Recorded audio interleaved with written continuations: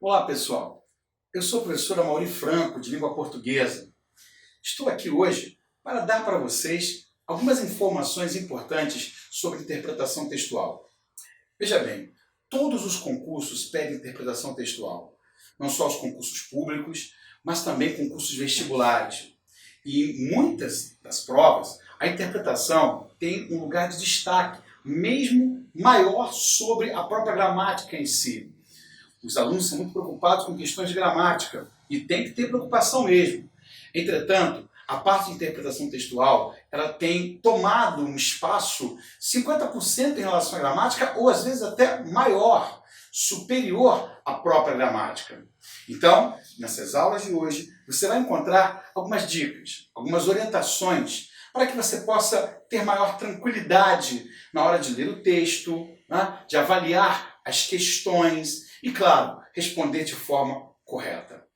Vamos então ao bloco de orientações para que você tenha uma boa interpretação textual. Vamos lá? Primeira, ler primeiramente o título. Isso facilita o entendimento e direciona o esquema de leitura. Muitos candidatos não dão importância ao título, mas ele é fundamental. Os autores, antes de produzir um título, escrevem primeiro o texto, normalmente é assim. E depois pensam numa frase curta que possa resumir a ideia central do texto. E às vezes você encontra algumas questões sobre o título mesmo. Então, dê muita atenção ao título. Segundo, faça uma primeira leitura sem interrupções, procurando reconhecer o tema, o assunto do texto. Faça uma primeira leitura sem pausa, né? Uma leitura intuitiva, através da qual você vai procurar saber qual é o assunto do texto. Isso já é meio caminho andado. 3. Em seguida, faça uma segunda leitura mais pausada. Aí sim, você vai parando de parágrafo a parágrafo e vai resumindo mentalmente a ideia central de cada parágrafo. Então, faça uma segunda leitura mais pausada, ou seja, pare a cada parágrafo para absorver a ideia principal presente nele. 4. Procure, se possível, associar o tema do texto a algum campo específico do conhecimento humano. Ciência, tecnologia, história, política, etc. Ao fazer isso, pense sobre o que você conhece acerca do tema do texto. Ou seja, digamos que o texto esteja falando sobre ecologia. E certamente você teve aulas sobre isso no seu ensino médio, no seu ensino fundamental, ou até na faculdade, dependendo da faculdade que você fez. Certamente você já viu algum documentário, algum programa de televisão que fale sobre isso. Tente lembrar alguma coisa do conhecimento que você tem, pregresso. Ele é importante. Quer dizer, é claro que interessa, acima de tudo, interpretar o texto ali presente. Mas as informações que você tem, a bagagem cultural que você traz desde sempre, isso será fundamental para colaborar na compreensão global do texto. Ok? 5. Ao ler as questões, determine o segmento do texto ao qual a questão faz referência. Eu digo segmento seria a sequência mesmo, a sequência do texto, ok? Volte ao parágrafo ou ao período do texto relativo à questão e releia-o com atenção. Quer dizer, não é só olhar o segmento na ordem, né, certo? De sequência, é olhar também o trecho do texto que está sendo solicitado naquela questão. Mas ao fazer isso, não olhe apenas aquele trecho. Olhe um pouco antes, olhe um pouco depois, para você ter uma ideia do contexto. Aquela ideia presente naquele parágrafo solicitado na questão, ela não saiu do nada. Ela está dentro de um contexto. Portanto, você precisa olhar um pouco o parágrafo anterior e o parágrafo posterior para ver a sequência de ideias, ok? Em alguns casos, o que eu acabei de falar, não basta apenas ler um parágrafo específico relativo à questão. É preciso ler também um ou dois parágrafos anteriores, a fim de se perceber a coesão textual, ou seja, a conexão que há entre os parágrafos, a sequência de ideias, que tem a ver com a informação 5. Né? O que eu chamo de segmento não é apenas o trecho, mas é o segmento das ideias, ou seja, a ordem que elas vão sendo apresentadas. Ok? 7. avalie com cuidado as opções que apresentam palavras ou expressões de sentido genérico. Avalie com cuidado opções que tenham palavras como todo, qualquer, nunca, sempre. Essas palavras, quando aparecem opções, não significa dizer que aquela opção não possa ser a resposta. Não é isso. Acontece que, ao perceber essas palavras nas opções, olhe com muito cuidado.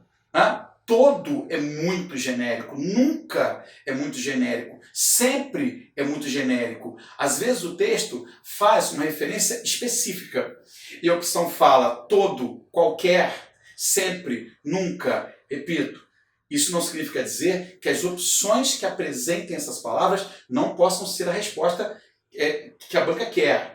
Apenas estou falando para você olhar com cuidado, porque normalmente elas generalizam uma informação, quando no texto a informação é mais específica. 8. Verificar com muita atenção e cuidado o enunciado de cada questão, sublinhando vocábulos como estes: não, exceto, somente, correta, incorreta, falsa, verdadeira, certa, errada, destoa. O que quer dizer destoa? Diferente de, que às vezes não são percebidas devidamente pelos candidatos.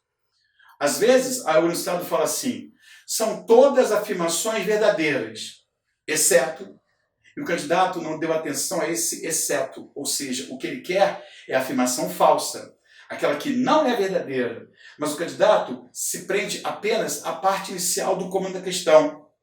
Todas as afirmações abaixo são verdadeiras, exceto, e o candidato não percebe esse exceto. Das afirmações abaixo, aquela que não condiz com as afirmações do texto, repare, às vezes o candidato não percebe esse não. O que ele quer é o que destoa do texto, o que é diferente do texto, o que não condiz com as afirmações do texto. Ok? 9.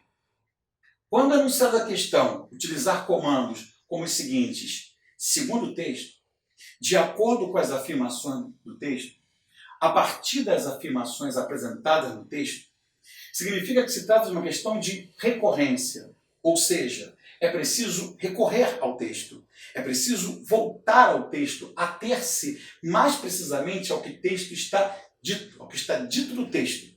Ok? Então, segundo o texto, de acordo com o texto, é preciso voltar ao texto e ler com atenção e prender-se mais ao que o texto afirma, propriamente dito. 10. Quando enunciado da questão, utilizar comando como os seguintes: infere-se do texto.